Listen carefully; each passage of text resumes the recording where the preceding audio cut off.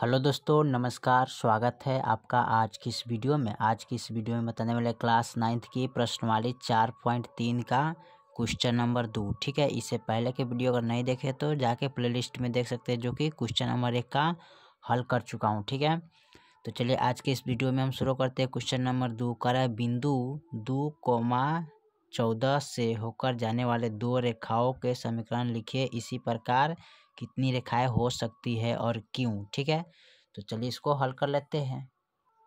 चलिए, तो question number 2 को यहाँ पर नोट किए है। कह रहा है, बिंदु 2,14 से होकर जाने वाली दो रेखाओं यानी कि रेखाओं के समीकरण हमको क्या करना है, बनाना है। ठीक है, तो चलिए इसको हम बना लेते हैं।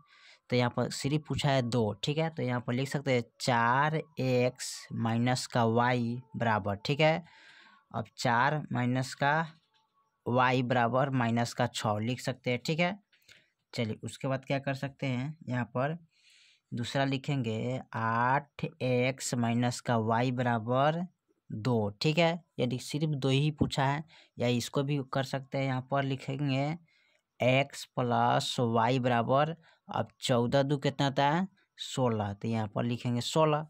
तो देखिए दो रेखाओं का समीकरण, तो यहाँ 2 पूछा था तो हमने 3 निकाल दिया है। ये भी समीकरण है, ये भी समीकरण है और ये भी समीकरण है। ठीक है, अब यहाँ पर कहने का मतलब है कि इस तरह दिया होता है ना, और यहाँ पर जो बिंदु है ना, इसका दिया है 2,14। ठीक है, अब पूछ रहा है कि इस पर कितने रेखा खींची जा सकती है। ठीक है, तो इस पर कितनी रेखी खींचा जा सकता है, यानी कि बहुत सारा रेखा, अनेकों रेखा इस पर खींचा जा सकता है इस तरह का। ठीक है, एक उदाहरण बता रहा है। ठीक है, इस पर अनेकों रेखा खींचा जा सकता है। ठीक है, जैसे यहाँ पर लिख लेते हैं, इस प्रकार की और अपरिमित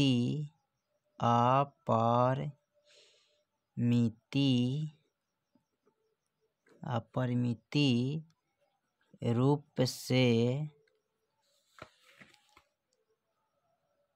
अनेक रेखा हो सकती है। ठीक है, क्योंकि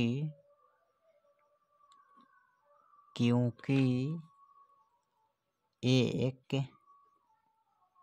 बिंदु से गुजरती हुई अपरिमित रूप से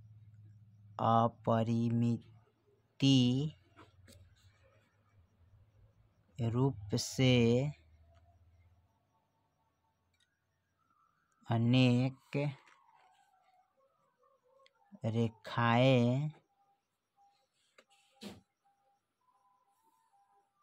खींची जा सकती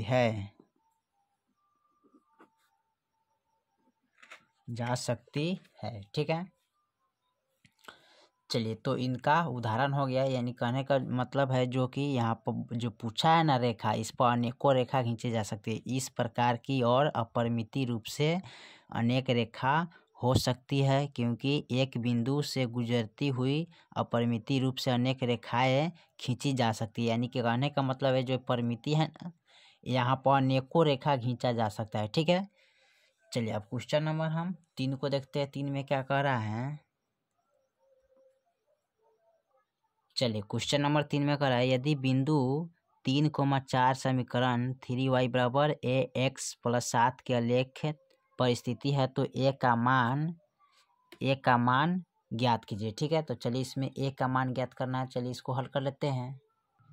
चलिए, तो क्वेश्चन नंबर 3 को यहाँ पर नोट कर लिए। ठीक है, कह रहा है कि x बराबर 3, ठीक है, और y बराबर 4 दिया गया समीकरण में रखने पर। ठीक है, यानी कि समीकरण हमारा यहाँ पर है और इनका जो मान है ना, x के मान y के मान, इसमें हम रखेंगे। ठीक है, तो कैसे रखिएगा, चलिए इसको हल कर लेते हैं रख के। ठीक है, जैसे 3 है तो 3 लिखेंगे, गुने y के मान कितना है तो 4 है तो 4 लिखेंगे, बराबर a x के मान कितना है 3, तो गुने 3 रखेंगे, प्लस 7 है तो 7 रखेंगे, ठीक है। अब यहाँ पर गुना करिए तो 4 3 12, इसमें गुना करेंगे तो 3a और प्लस 7 हो जाएगा, ठीक है। अब देखिए इसको करना क्या है, 12 और 7 कितना होता है, यानी कि इसमें जब जोड़ेंगे ना, यानी कि जोड़ना नहीं है, ठीक है, ये घट जाएगा ना, तो इसको लिखेंगे यहाँ पर 3a बराबर, ठीक है, 12। इसको इधर लाएंगे तो माइनस में 7 लिख सकते हैं ना, हटाइएगा तो लिखिएगा 3a बराबर, अब 12 में से 7 गया कितना बचेगा, तो 5, ठीक है। जब 5 बच गया तो हमको निकालना है क्या, a बराबर, तो a बराबर निकालिएगा तो 5 बटे, ये गुना में है तो भागा में चले, यानी कि 5/3 हमको प्राप्त होगा, ठीक है। a का मान है, ठीक है, किसका मान है, a का मान है, तो यही आपका आंसर हो गया। a का मान इसमें पूछा था निकालने के लिए, तो a का मान आपका यही होगा, ठीक है। चलिए, तो क्वेश्चन नंबर 2 और 3 को मैंने कंप्लीट कर दिया, ठीक है। फिर मिलते हैं अगले वीडियो में, तब तक के लिए जय हिंद जय भारत।